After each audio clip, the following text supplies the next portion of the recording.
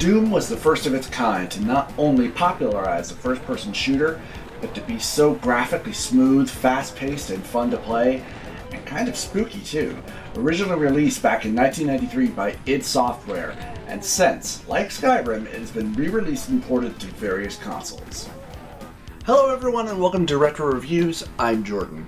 Today I will be talking about Doom. Now, I did not grow up or actually play the original PC version, not until it was ported to the Super Nintendo, but this is not the version I will be reviewing entirely today. The version I will be talking about is on the Xbox 360 and the reported, updated version on the PlayStation 4. And this review will only be covering Episode 1.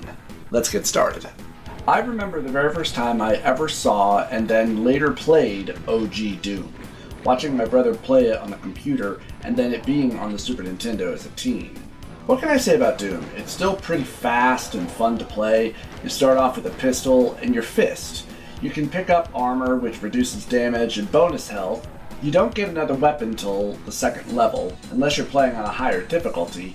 The first level is brief and filled with two standard enemies, zombie gunners and imps. The pistol is not so great to take down the imps.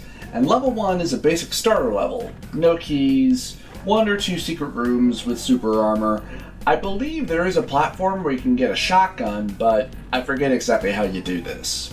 I actually used to have a strategy guide for when I played this because I wanted everything. In other levels, you are slowly introduced to new weapons like the shotgun and new enemies. Really, the hardest part about Doom is if you die, you restart with just your pistol. I don't know if in the OG PC version that you can create saves or anything like that, but in the updated console versions, you can. It isn't hard to get your arsenal back, with the shotgun zombies dropping shotguns and ammo, and obviously the levels are refilled with the enemies and items. Level 2 also introduces the keys and locked doors, blue, yellow, and red. Thankfully, secret doors or spots just contain extra ammo, a backpack that doubles your ammo for all weapons, bonus health, armor, or if you get really lucky, super health.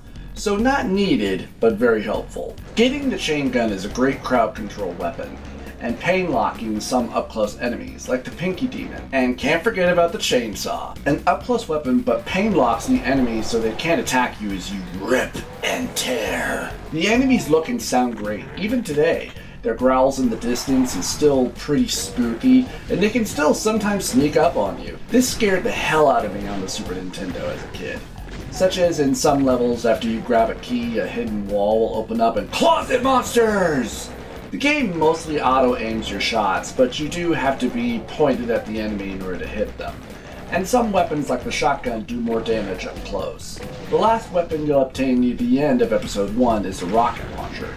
Great long distance and high damage weapon, just need to be cautious when using it, cause you can kill yourself with it, if not being so close to an explosive barrel, an enemy, or say, a wall, if you're using the rocket launcher. So after finishing up my Let's Play that I was doing on the Xbox 360, I decided to check out the differences in the updated PS4 version, and these are my thoughts on those differences. The PS4 version feels much faster and smoother, and I like how they improved weapon switching, making it a tad faster and showing you what you're on and switching to. Previously, if wanting or meaning to switch to a different weapon on the fly, I accidentally killed myself. So that is nice. After all that, I actually got a tad curious because it had been a long time since I had played the Super Nintendo version, so I decided to go back and see if this held up at all.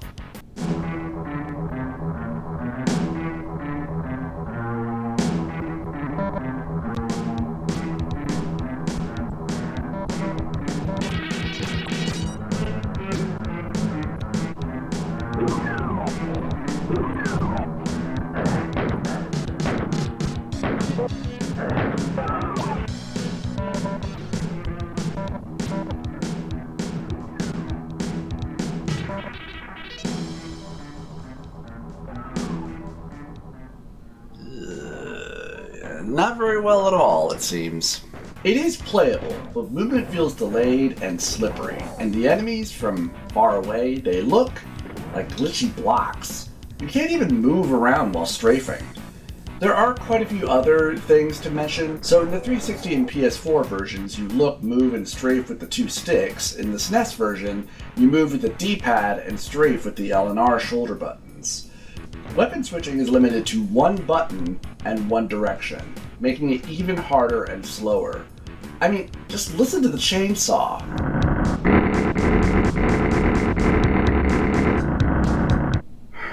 Sorry, younger me.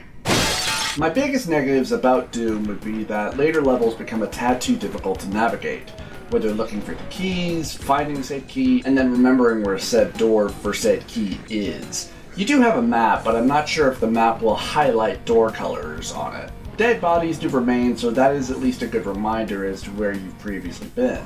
And that one final room in one level has semi-flashing lights, which is spooky, but just makes it really difficult and annoying to try and find your way through.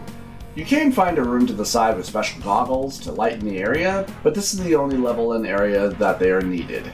And I have to say how episode 1 ends. It does have a good lead into it, a room full of pinkies, rooms of ammo and armor, and then as a supposed final challenge, 2 Hell Knights. Or are they Barons? Nah, I don't care. Either way, these two scary guys. But at this point in my life, just back away and rocket launch them. This area looks like it's filled with lava, but you can actually just walk on it. There is extra ammo around as well, but there is one more room. You're teleported to a dark room, supposedly surrounded, and killed. I feel like this is so cheap and kind of dumb, to be honest, but I kind of get it too. It's meant to lead you into hell. Either way, the game ends. In the 360 version, you just get credits. In the PS4 version, you get this rather cute but kinda glitchy big co-op game credits scene. Overall, Doom is still a fantastic game and a shit ton of fun to play. I mean, there's a reason why people hold it so high up as the pioneer of the first-person shooter. It's still a shit ton of fun to play. It's fast, it's fun, it's violent, it's still pretty spooky, and still just a lot of fun to play. Now stay tuned until next time when I dive further deep into the bowels of hell. I'll see you next time. Hey everybody, and welcome to this quick little vlog indie zombie review on this psychological horror game called Moons of Madness. Now, just for preference and for information, I have not beaten this game. I've only played it for about over 4 hours or so and kind of quit out of boredom and frustration, but these are my thoughts on it overall. So,